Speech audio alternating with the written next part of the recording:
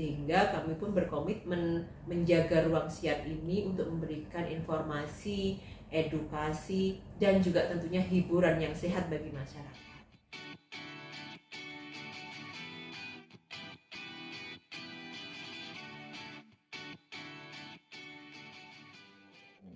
Sikap KPI tersendiri terkait kasus yang Rizky dengan Lesti yang ada dugaan KDRT seperti itu, seperti itu. Ya, terlepas dari kasus yang sekarang sedang banyak dibincangkan oleh publik, KPI bersikap tegas bahwa tidak mentoleransi apapun yang berkaitan dengan tindak kekerasan seksual maupun tindak kekerasan dalam rumah tangga, gitu ya.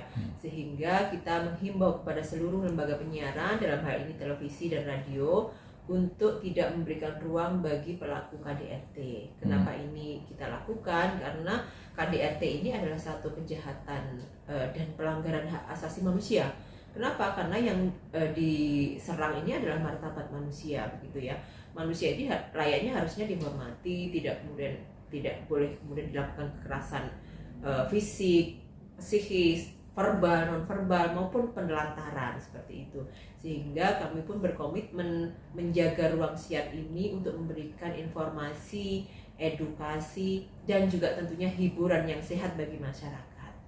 Edukasi ini tidak hanya kemudian kita meminta kepada lembaga penyiaran untuk tidak memberikan ruang kepada para pelaku kejahatan kekerasan dalam rumah tangga, tetapi edukasi ini juga bagian dari ketika teman-teman melakukan pemberitaan berkaitan dengan tindak lanjut proses hukum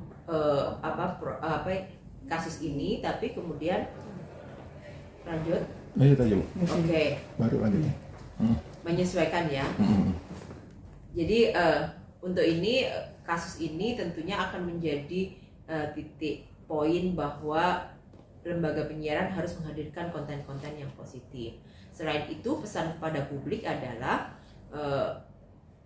contoh yang baik dari korban, keluarga korban, dan orang-orang terdekat korban untuk segera melaporkan kasus ini kepada yang berwajib.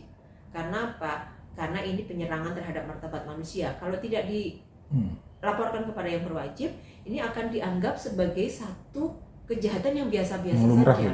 Lumrah, ya udah di-keep di keluarga saja, tidak perlu orang tahu.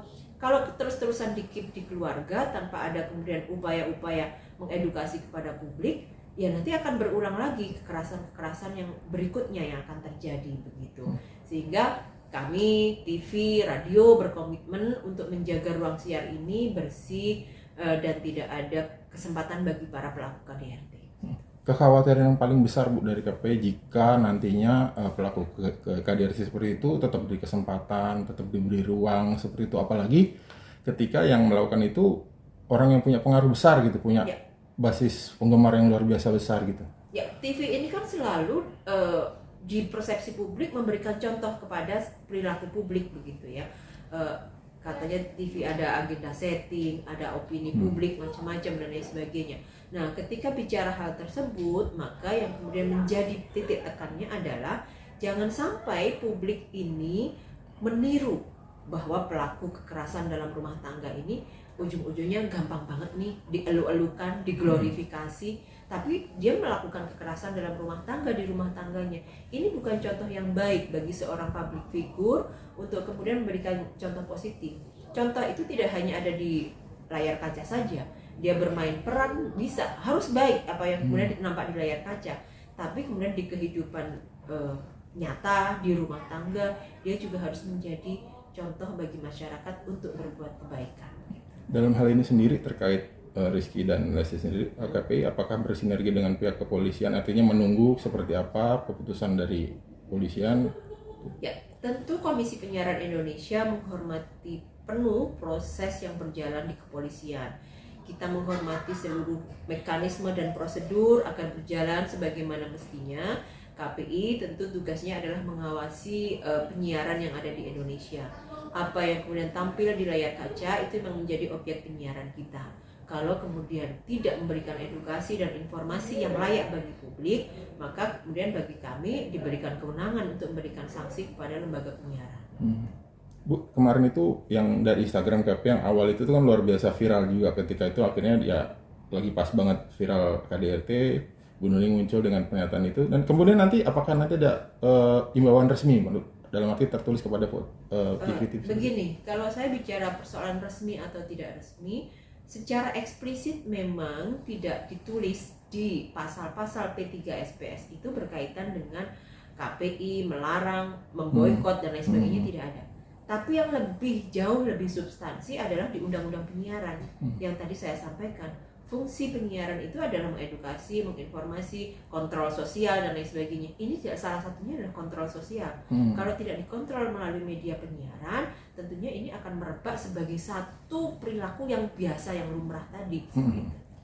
Ada di satu sisi ada kedugaan KDRT itu negatif dan Betul. tidak baik untuk diangkat. Di lain sisi nih pihak perempuannya ini punya keberanian yang luar biasa, akhirnya dipuji sama publik, jadi contoh nih. Akhirnya perempuan nih ya harus lapor gitu, jangan disembunyikan. Itu juga jadi hal yang ibaratnya ya harus disiarkan seperti itu.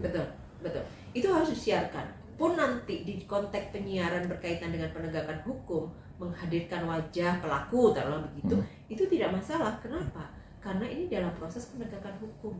Teman-teman tidak mungkin dong tidak kemudian menayangkan, menyiarkan bagaimana kronologis perjalanan dan lain sebagainya, itu tidak mungkin. Kami tetap kemudian melihat konteks ketika melakukan pengawasan.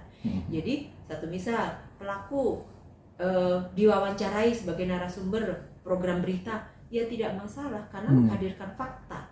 Tapi kalau kemudian pelaku dijadikan narasumber, dijadikan host, dijadikan apa dan lain sebagainya, dan makin diglorifikasi, ini yang kemudian tidak boleh. Jadi pelaku PD itu tidak di blur pun tidak masalah sebenarnya, Bu ya? Oh, sangat tidak masalah. Cuman yang harus di blur itu adalah anak yang harus dijaga identitasnya dan lain sebagainya. Bisa jadi bagian dari ini sosial juga gitu. Betul. Ya, kalau teman-teman mau, ini adalah kontrol sosial ya, memberikan sanksi sosial kepada pelaku KDRT itu caranya dengan seperti itu loh. Masih ingat kan kasus yang kemarin SJ? Iya, betul. Bagaimana kemudian KPI memberikan himbauan untuk tidak ditampilkan di layar kaca. Meskipun yang bersangkutan sudah menjalani proses hukum selesai. Gitu ya. Tapi ini dia pelaku kekerasan seksual loh. Kita harus ingat terus itu bahwa ini kita tidak mentoleransi hal-hal seperti itu begitu.